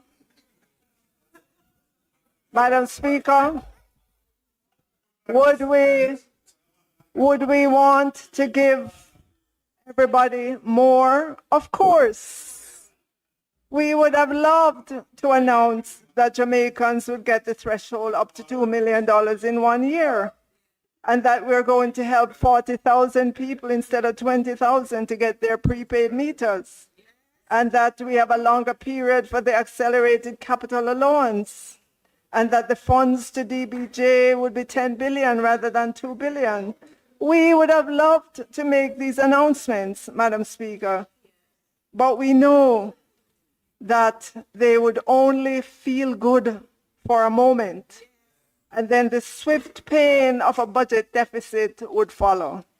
And so, Madam Speaker, we remained faithful to our commitment that we would continue fiscal prudence.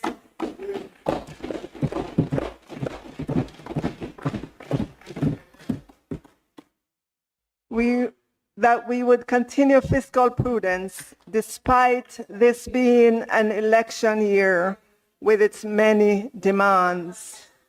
And so I say to the opposition leader and spokesman on finance, get off your high horse about securitization.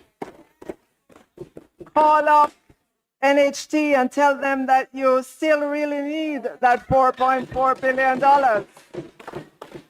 And the no corporate income tax for MSMEs. You should personally call up the head of the MSME Alliance and apologize for getting their hopes up, because you will not be able to do the 0% corporate income tax for 3 years. And then there's the 1% of food import tax and the employer tax credit that is not going to happen either. So, Madam Speaker, I believe we have given the implied budget of the opposition a thorough interrogation, and the two words that I have for the implied budget of the opposition are the following: not credible.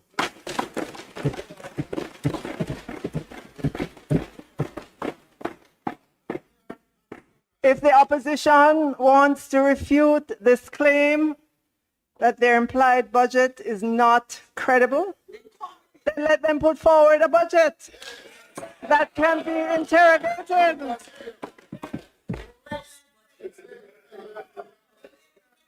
And Madam Speaker, you will note, Madam Speaker, that I did not even ask the opposition how they're going to implement the flat rate for water without bankrupting NWC. I've seen many creative ideas in social media about what persons would do to access the flat rate. But Madam Speaker, I will leave that for now. This I do know, Madam Speaker. The Jamaican people deserve more than promises and half-baked ideas. They deserve more than promises and half-baked ideas without the rigor of costings. As a country, as a people, we have matured in our thinking, Madam Speaker. And if it was not our parents or grandparents' thinking that have matured, it's the thinking of their children and their grandchildren and great-grandchildren that has matured and to which they have the benefit. And so I say to the opposition, Jamaicans deserve answers as to what kind of a budget the opposition would have in an election year. Madam Speaker, the opposition does not have to tell us right now in Parliament about their budget. They can think about it, Madam Speaker. The opposition does not even have to tell us next week or the following week. They can take their time, Madam Speaker. But, Madam Speaker, they sure need to tell the Jamaican people what are the numbers in their budgets before the polls open on election day, whenever that day is, Madam Speaker.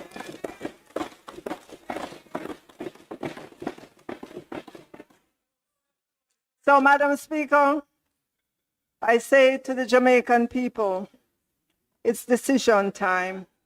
You have seen us work on your behalf since February of 2016. We're not perfect, and we don't always do the right things all the time, but we have a leader, a prime minister, who has a good heart. He comes from among you.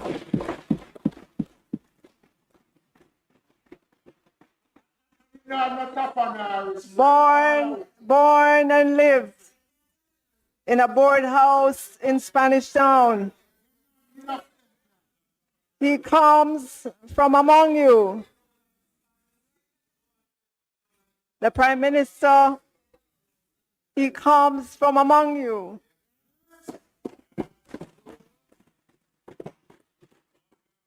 Born and lived in a board house in Spanish Town.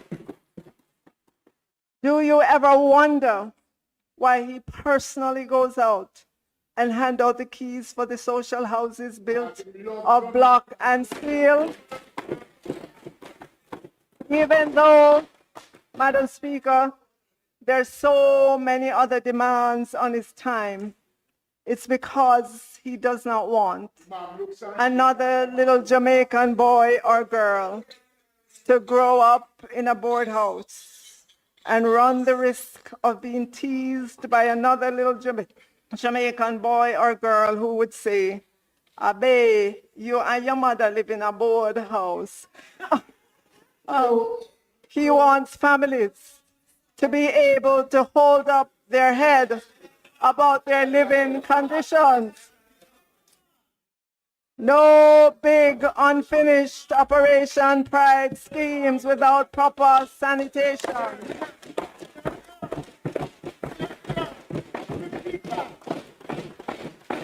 No big unfinished Operation Pride schemes without proper sanitation. Madam Speaker, as I close, I want the MSMEs to know that we would be delighted to have their representative at the table as we deliberate on the micro market. I also got a word from the DBJ as well, Madam Speaker. They sent me a letter to say to the MSMEs that their loan fee financing for improved MSME access to credit products is designed to enhance financial accessibility and affordability for micro, small, and medium enterprises by eliminating the barrier of upfront loan-related fees. And so the DBJ is saying that they will integrate the loan fees into the principal loan amount, allowing borrowers to distribute these costs over the loan tenure instead of making an upfront payment.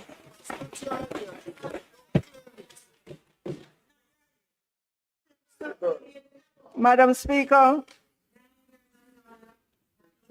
for all those who have written and have asked, Madam Speaker, for all those who have written and have asked about the cost of our package that we announced, or give up, or good news, it is $9.2 billion, and it is already accounted for in our budget. Madam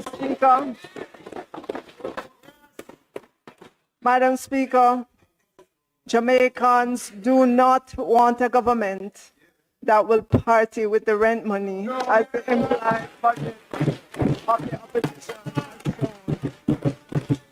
You can be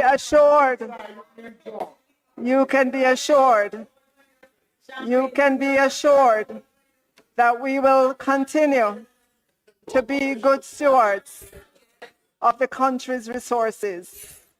And so, Madam Speaker, I say to all Jamaicans, it's decision time.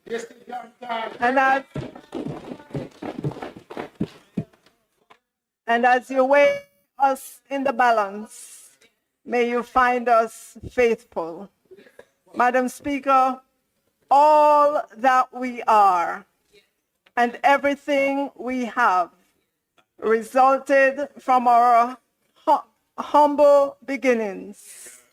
One from the board house in Spanish Town, and one from Ty Dixon, who used to carry water on her head with a cutter and walk to school barefooted many times.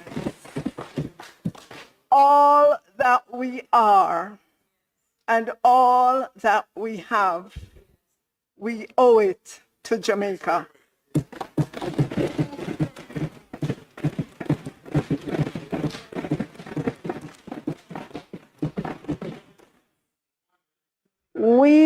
have no other place to go, Madam Speaker.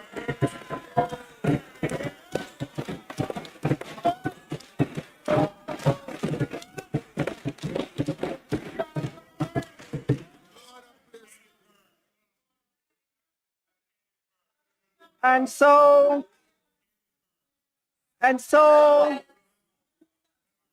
so I say again to all Jamaicans, it's decision time. Whom do you trust with your future? Do you trust those who don't know what the financial cost of all the things they have promised? Or if they know, they still put forward an implied budget that is not sustainable and not credible? An implied budget that would cause another FinSAC. Whom do you trust with your future? It's decision.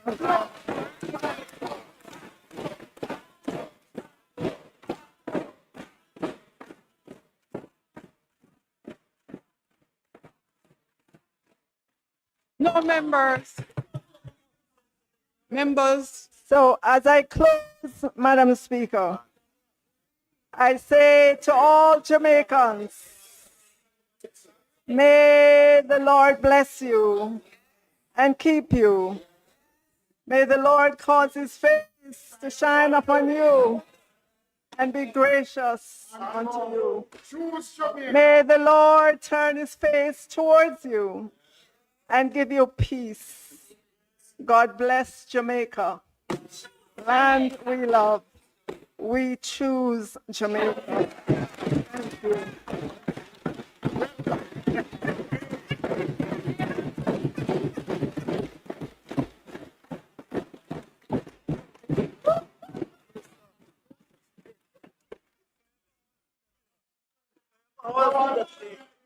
Very good.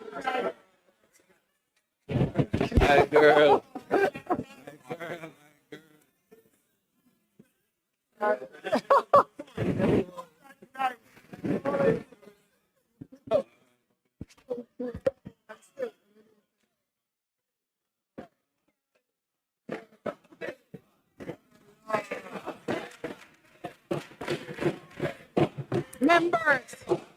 Members. Madam One Speaker, behavior, both sides.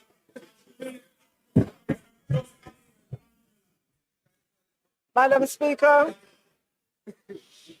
Members, Minister Williams still has something more before concluding. Madam Just allow her Speaker. to finish. as we conclude the debate,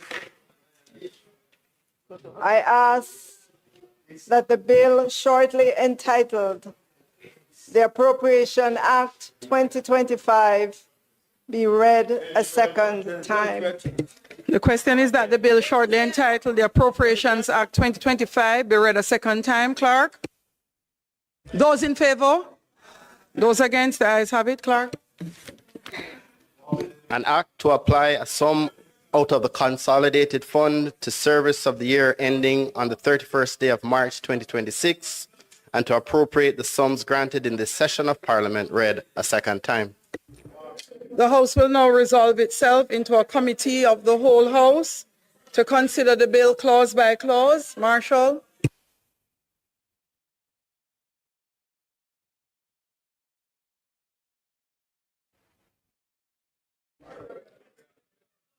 Thank you, Marshall.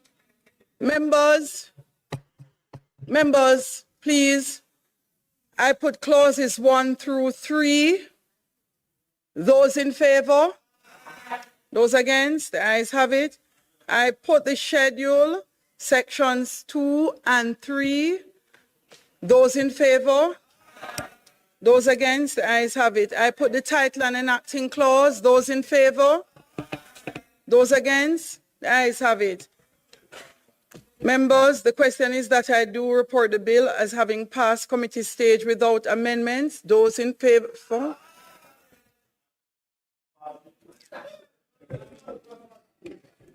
Madam Speaker, I now ask that the bill be read a third time. Okay, so Minister, just one small item. We're back in the House. I do report the bill as having passed committee stage. Clerk will just continue. The minister has asked that the bill be read a third time. Those in favor? Those against? The ayes have it. Clerk? An act to apply a sum out of the consolidated fund to service of the year ending on the 31st day of March 2026 and to appropriate the sums granted in this session of Parliament, read for a third time and passed.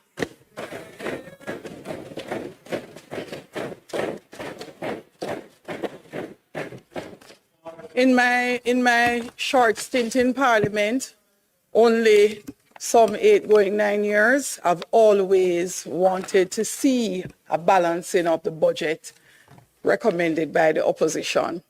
House Leader. Madam Speaker, it is really satisfying to note that you have at least realized that in your 9th year. And as a matter of fact, Madam Speaker, it's perhaps one of the first times that we have seen a technical presentation in the closing of a budget where everybody can watch and see it. And Madam Speaker, if there's any doubt in anyone's mind as to the veracity of what has been presented, the hard information presented has made the point and made it very well indeed.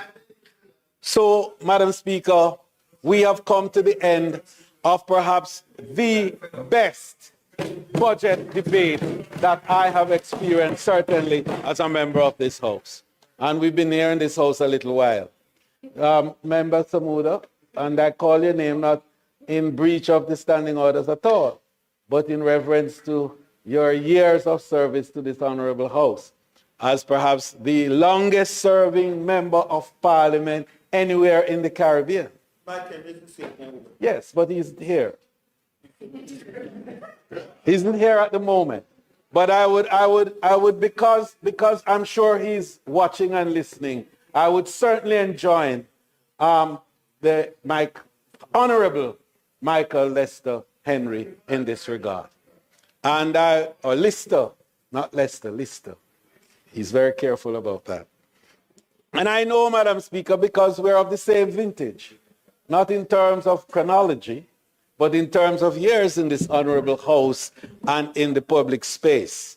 As I entered this chamber in 1980, just as those two, I had a small sabbatical, but I came back. And so after those two, then the member from St. Elizabeth, Northwestern, where is he? And myself stand as the next two for the longest serving in this honorable House.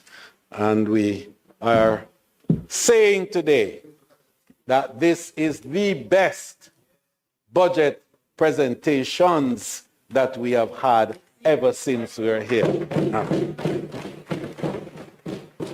And indeed, Madam Speaker, it is appropriate that we should end the presentation in the way we did as loyal, committed patriots. One country. To reinforce the simple fact that we choose Jamaica.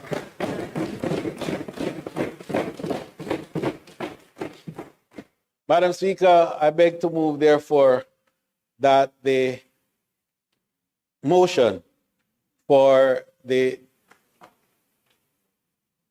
commencement and indeed the conclusion of the debate on the appropriations bill be approved.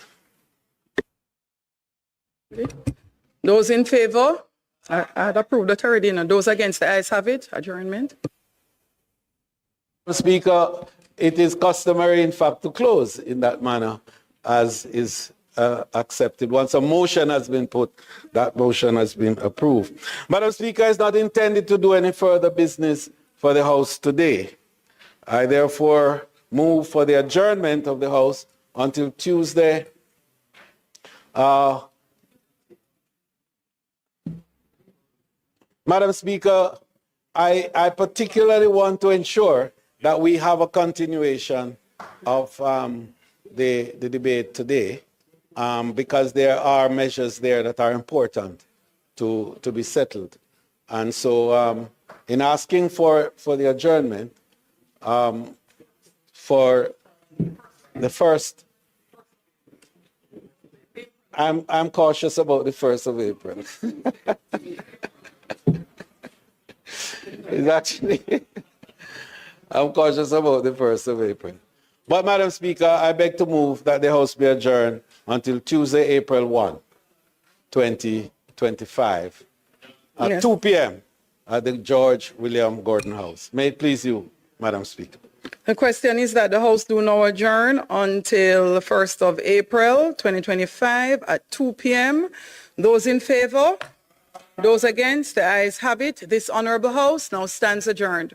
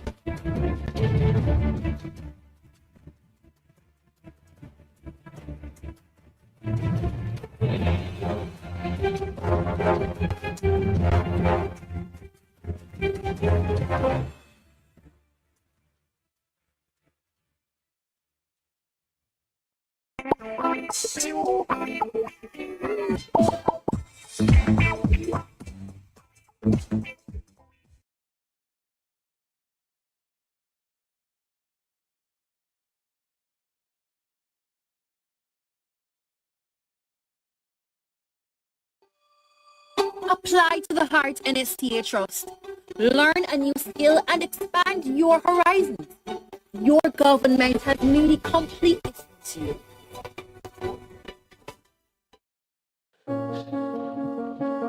I saw you want to live, walk, look over your shoulder, no sleep at night. I wonder if your family see you, your mother, your brother, your sister, your youth them. And when they get catch, you alone. But not there to help you. You have to talk to yourself a court. And then when you're gone behind the bars, them see you on their road, live them life and I enjoy life. Gang violence don't make no sense. Leave gang violence alone. Let's work together and make Jamaica a safer and peaceful country. Let's all live good. A message from the Ministry of National Security. Apply to the Heart NSTA Trust. Learn a new skill and expand your horizons. Your government has made it completely to you. Jamaica, I can help you protect our citizens. Jamaica Eye will play a part in increasing your public safety. Jamaica Eye is part of an island-wide network of camera surveillance systems designed to increase the safety of you, our citizens. If you have a camera system outside your home or office facing a public space, log on to jamaicai.gov.jm today. Jamaica Eye, we're all connected. The Ministry of National Security, creating a safer and prosperous Jamaica. Me, I go show them my way of justice. I'm abused. I need legal advice. I don't deserve this. The truth of the matter is, justice there for all of you. The Ministry of Justice has trained more than 5,600 persons in restorative justice practices. More than 200,000 victims have been supported by the victim services. Legal aid has reached thousands island-wide. Make we talk it out, not fight it out. Call 888 Justice today. Motorists, as Minister of Justice, I appeal to you, obey the road code, pay your ticket on time, and only go to court if the ticket is being contested. Close to 80% of matters coming to the parish courts are for traffic breaches. Let's work together to make our roads safe and ease the burden on our courts. Most major illnesses that affect Jamaicans are caused by unhealthy lifestyles. Over 50% of Jamaicans are overweight.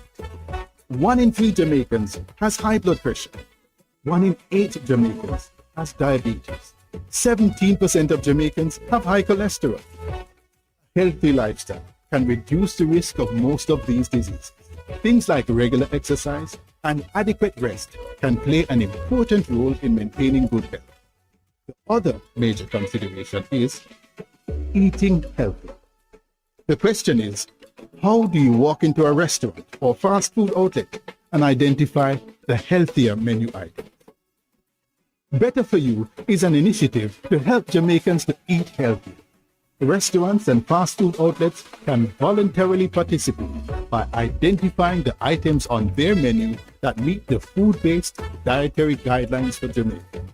These menu items would be easily identified with the Better For You logo, so customers can quickly identify healthier meal options by looking at the menu or menu board. Once they see the Better For You logo, they can confidently order that menu item, knowing that it's a healthier choice. Better For You will help Jamaicans to make better choices and prompt restaurants to add better options to their menu. Better For You is better for everyone. Good health begins with better choices.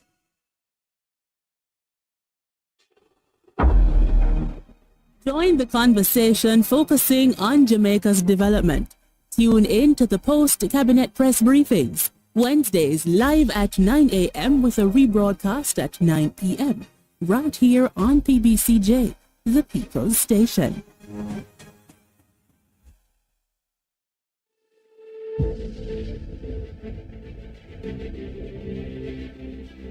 Are you an entrepreneur producing an excellent Jamaican product or service? Did you know you can earn hard currency and more significant returns by exporting? Contact the Ministry of Industry, Investment and Commerce to help propel your business along the export lane. Everything you can produce, the Jamaicans overseas want it. We're not going to get rich by just bringing down the debt. We're going to get rich by exporting a lot more. So grow exports, create job opportunities, drive economic growth through exports to make Jamaica a richer and much more prosperous country.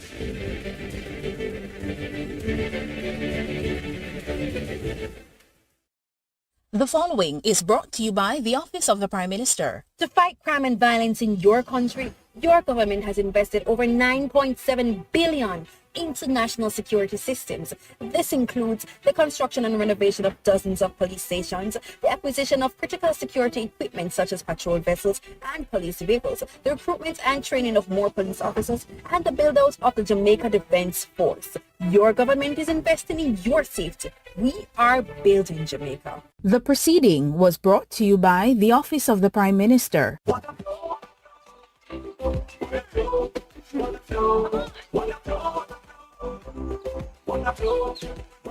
The water pull it just like a freestyle. The lifeblood flowing mile by mile. It's legacy. We don't stop like Bob Marley said. One love on top. PCUH watches out the sight. But if going wrong, don't lose the light. One to reason well so deep. One folks and fish the weed. Grey water for the garden, keep it green. Make the cash and the earth gets clean. We used to water with a mindful mind. It's just a style but little far behind. In nature, the answers always flow. Like water running pure, the cycle grows. It renews, it loves, same drop, same beat. It's all good, man, you can't delete. Water flow. No clean water, no minds we grow. Protect our water, protect our future.